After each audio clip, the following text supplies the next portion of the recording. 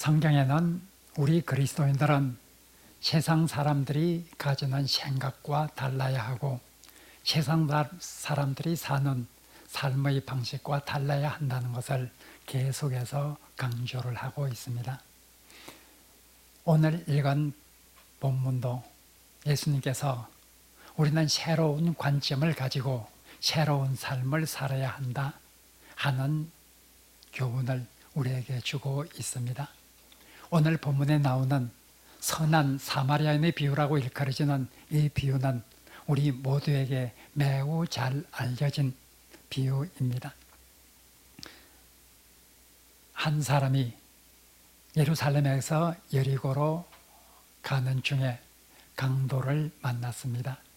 강도들은 이 사람을 옷을 벗기고 그리고 심히 때려서 거의 죽게 된 상태로 만들고 그곳을 떠나가 버리고 말았습니다.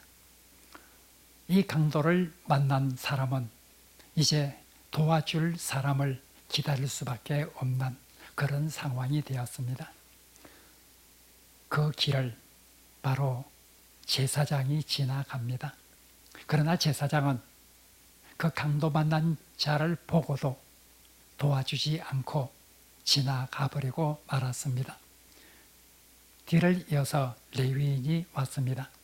레위인도 역시 강도 만난 사람을 보았지만은 도와주지 않고 가버리고 말았습니다.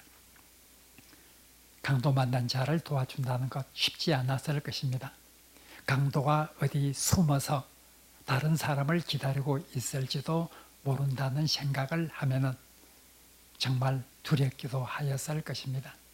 또 강도 만난 사람을 도와준다는 것은 여러 가지 자기가 희생을 해야 되기 때문에 아마 그곳을 피해 갔을 수도 있습니다. 이제 세 번째로 오는 사람은 사마리아 사람이었습니다. 그 당시 사마리아 사람은 유대인들로부터 몹시 경멸을 받고 살아갔던 그런 사람이었습니다. 경건한 유대인들은 사마리아인하고는 말도 하지 않았습니다. 그만큼 천대받고 멸시받는 한 사마리아 사람이 지나가다가 한 유대인이 쓰러져 있는 것을 보고 그를 적극적으로 도와줍니다. 그의 생명을 구하여 주는 사람이 되었습니다. 오늘 이 선한 사마리아의 비유라고 일컬어지는 이 비유는 우리가 잘 알고 있습니다. 예수님께서는 이 비유를 통해서 몇 가지 중요한 교훈을 주려고 하십니다. 우리가 이 비유를 통해서 주려고 하는 교훈 중에 일부를 약 13년 전 2006년 6월 달에 이 본문을 가지고 너도 이와 같이 행하라 하는 제목으로 말씀을 드린 적이 있습니다. 오늘 이 본문을 통해서 우리가 생각하고자 하는 것은 바로 새로운 관점, 새로운 삶이라는 이런 측면에서 이 예수님의 말씀을 생각해 보려고 합니다. 우리는 이 비유는 잘 알고 있지만 이 비유가 주어진 그 배경에 대해서 한번 주의 깊게 살펴보아야 합니다. 한 율법 교사가 예수님께 나왔습니다. 25절에 보면 한 율법 교사가 예수님께 나와서 선생님, 무엇을 하여야 영생을 얻을 수 있습니까? 하고 물었습니다. 예수님께서 이 사람에게 율법에 뭐라고 기록되어 있느냐? 너는 율법 교사고 너는 율법에 대해서 잘 알고 있는 전문 지식인으로서 율법에 구원을 받기 위해서 어떻게 기록되어 있느냐? 대답합니다. 예, 율법에 보면 전심으로 하나님을 사랑하고 전심으로 이웃을 사랑하는 이것이 바로 우리가 마땅히 행해야 될 바라고 말하고 있습니다. 예수님께서 대답합니다. 그래, 네 말이 옳다. 네가 율법 교사로서 너는 하나님 사랑과 이웃 사랑이 율법의 핵심이란 것을 하나님께서 우리가 영생을 받은 자로서 마땅히 해야 된다고 하는 것을 네가 잘 말을 하였다. 네가 아는 대로 행하라.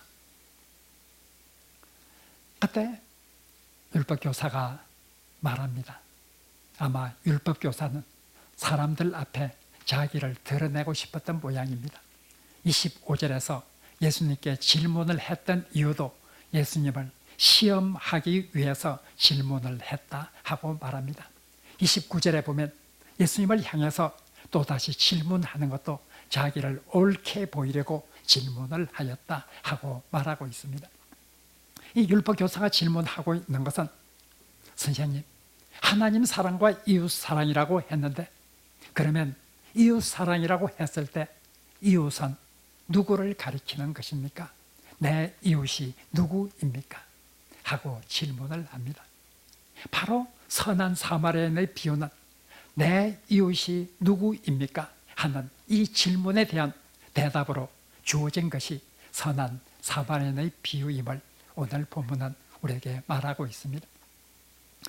그런데 오늘 본문에서 선한 사마리아인의 비유를 말씀하신 다음에 예수님께서 하시는 말씀 36절에 보면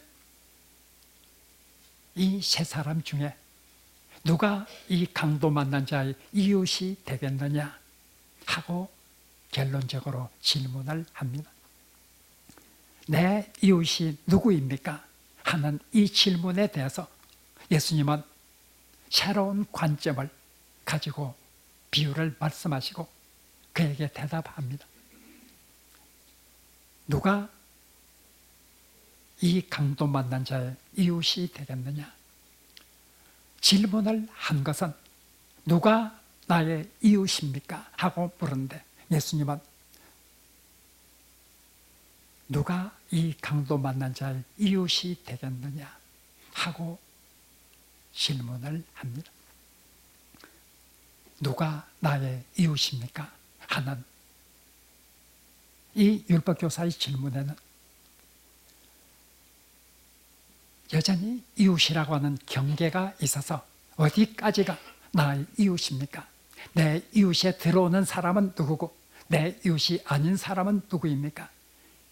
이웃을 사랑하라고 했을 때 그 이웃의 범위가 어디까지이고 그 경계가 어디까지입니까? 하고 묻고 있습니다.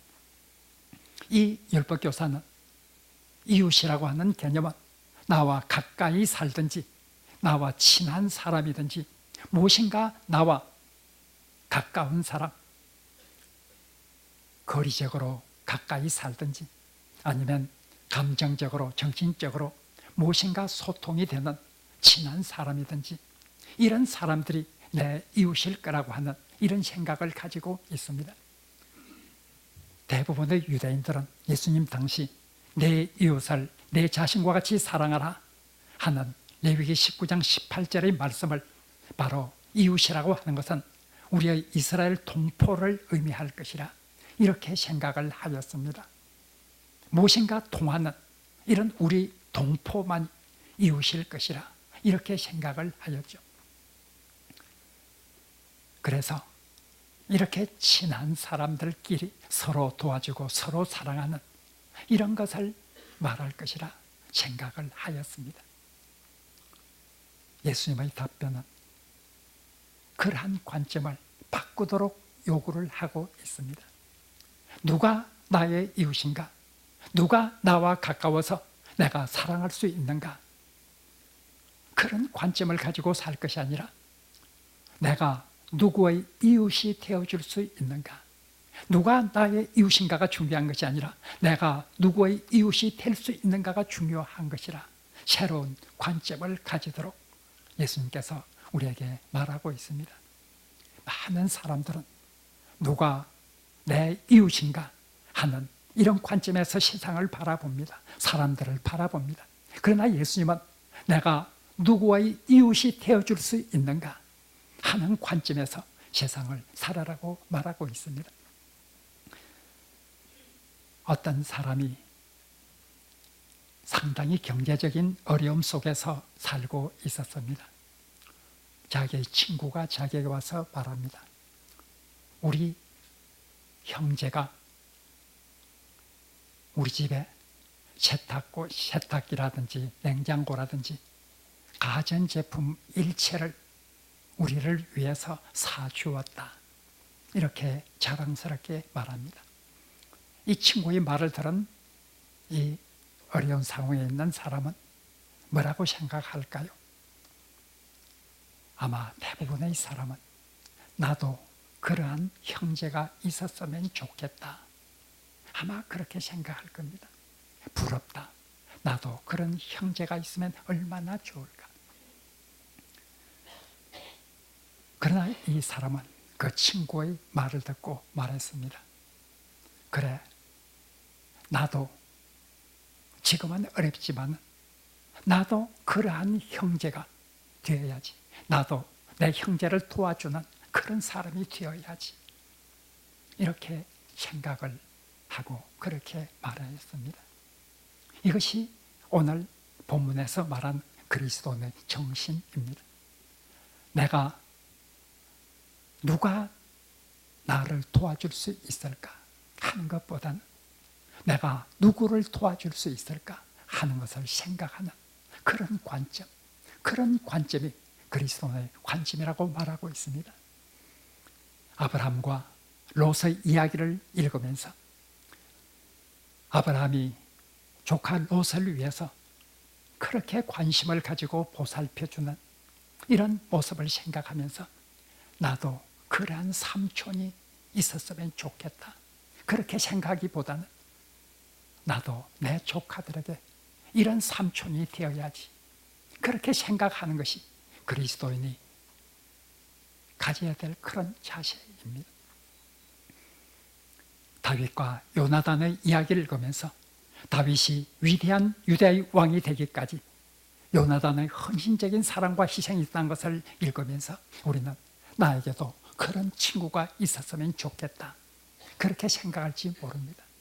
그렇게 생각하는 것은 나쁜 것은 아니라 할지라도 정말 그리스도의 정신을 본받는 사람은 바로 나도 내 친구에게 요나단과 같은 그런 사람이 되어야지. 그렇게 생각하는 것입니다. 우리 교회에 참 좋은 분들이 많이 있습니다. 교회의 발전과 좋은 교회를 만들어가기 위해서 꼭 필요한 분들이 굉장히 많이 있는 좋은 교회입니다. 한 번은 이런 상상을 해본 적이 있습니다. 이 상상에 대해서 불필요한 억척은 하지 않았으면 좋겠습니다.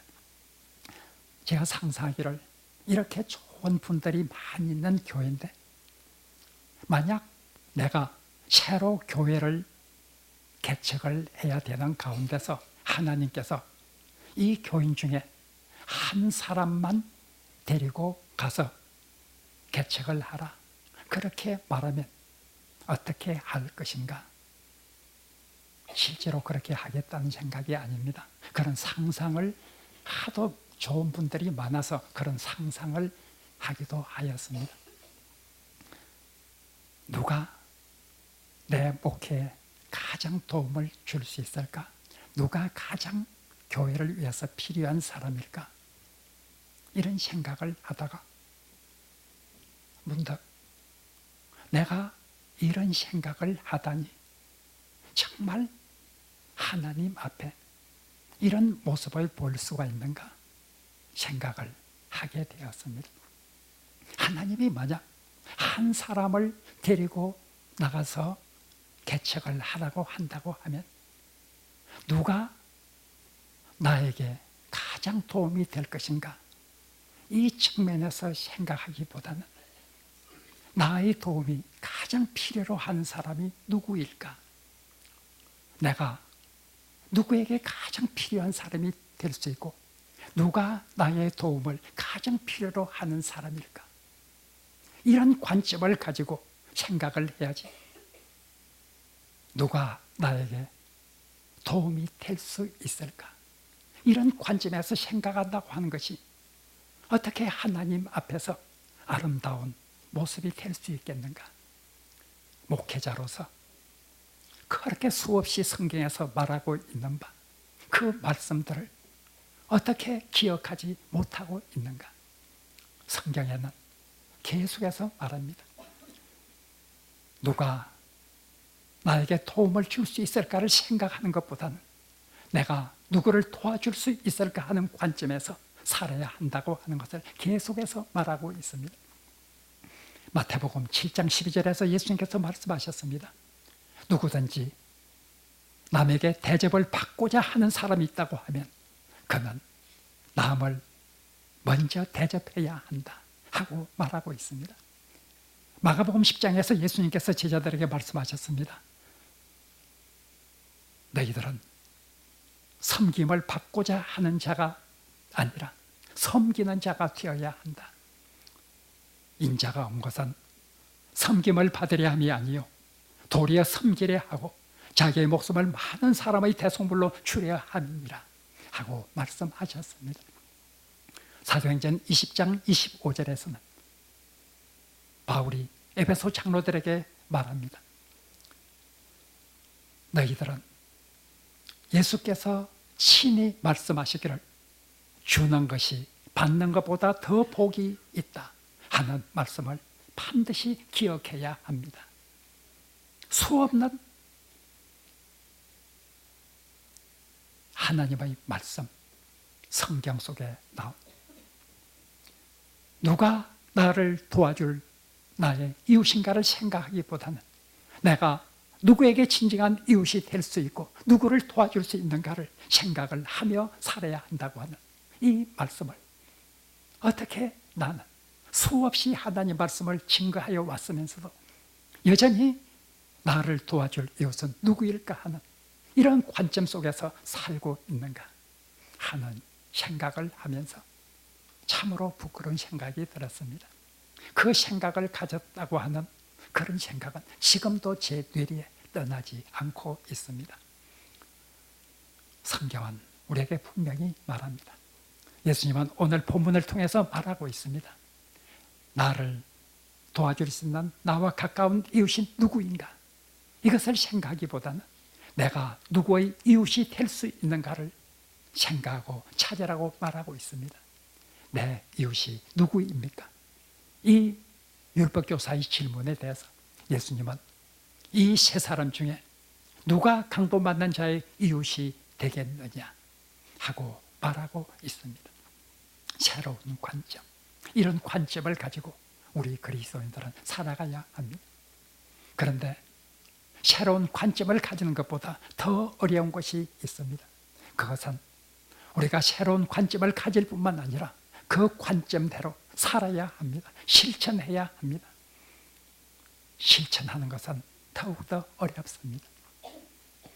오늘 본문 25절 첫 절에서 이 율법교사는 예수님께 와서 물었습니다.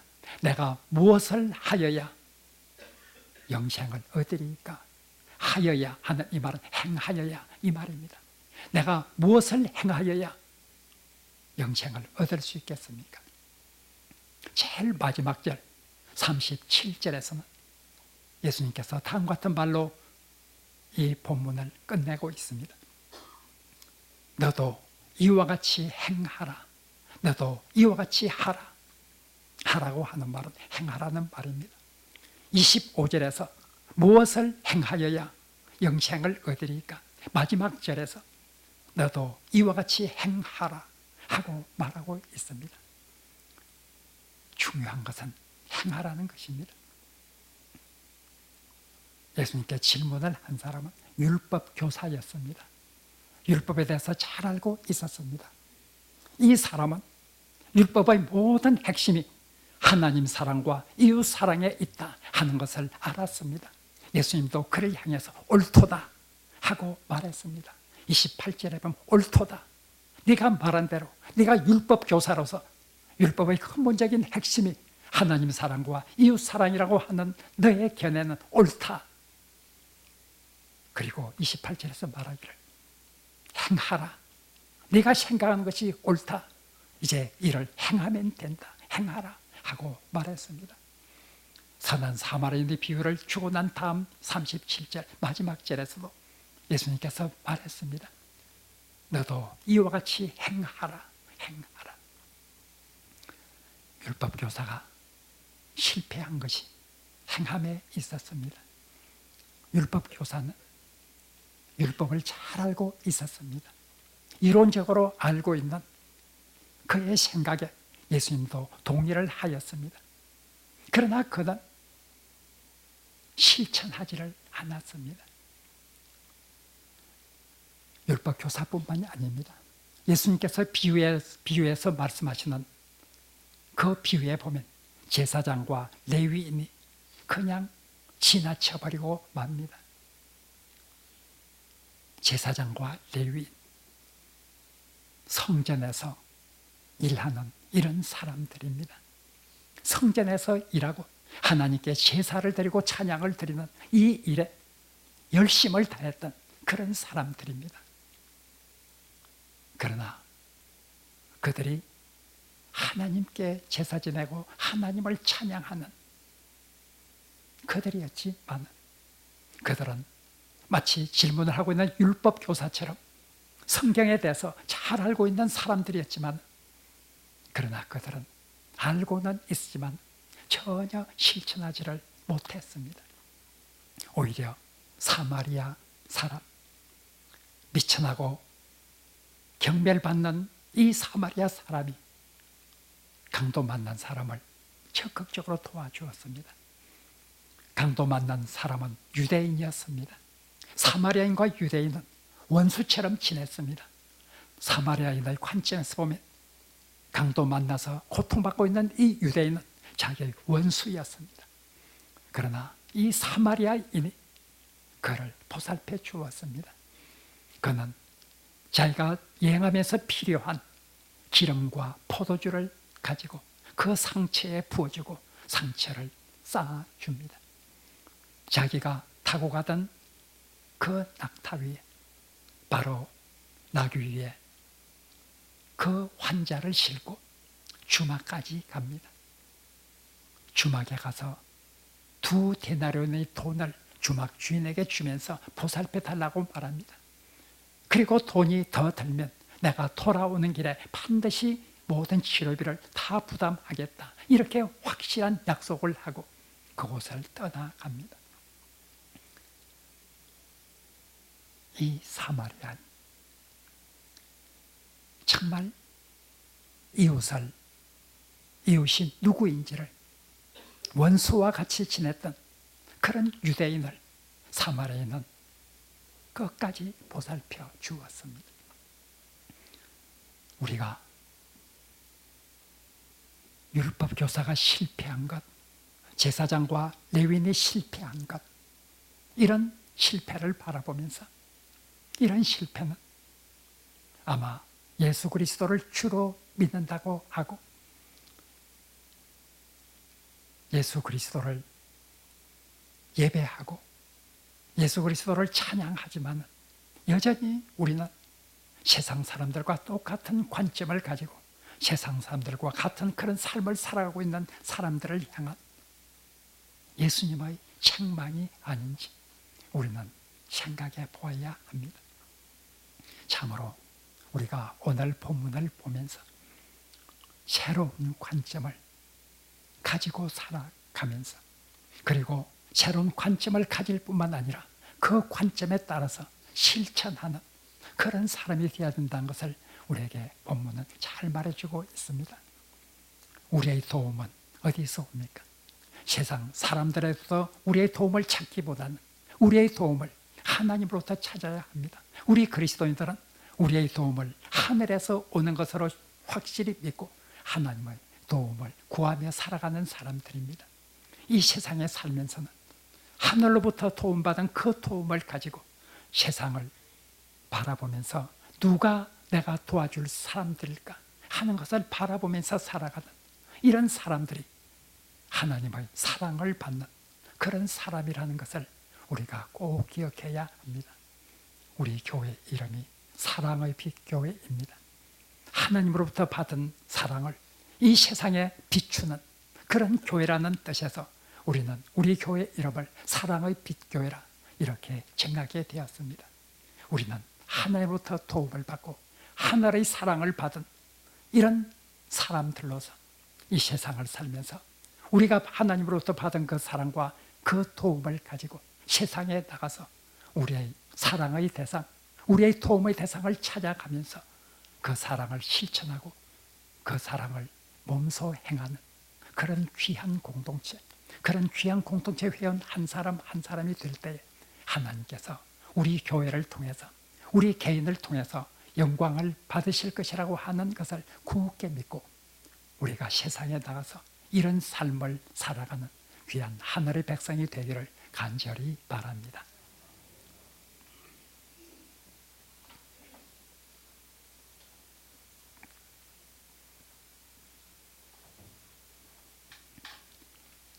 하나님, 우리가 세상을 살아갈 때 세상 사람들과 구별된 관점을 가지고 살아갈 수 있도록 도와주옵소서. 우리가 세상을 살아갈 때 세상 사람들의 행위와 구별된 행위를 하면서 살아갈 수 있는 귀한 하늘의 백성이 될 수 있도록 주님, 우리에게 은혜를 베풀어 주옵소서. 사랑의 빛교회를 사랑하시는 하나님, 우리 사랑의 빛교회가 하나님부터 받은 사랑을 이 세상에 비추는 교회로서 굳게 세워질 수 있도록 주님께서 하늘의 은총을 내려 주옵소서. 이 교회에 소속된 모든 그리스도인들이 참으로 하나님께서 기뻐하는 삶을 가지고 내 이웃을 향해 나아갈 수 있는 귀한 하늘의 백성들이 될 수 있도록 주님 은혜 베풀어 주옵소서. 예수님 이름으로 기도합니다. 아멘.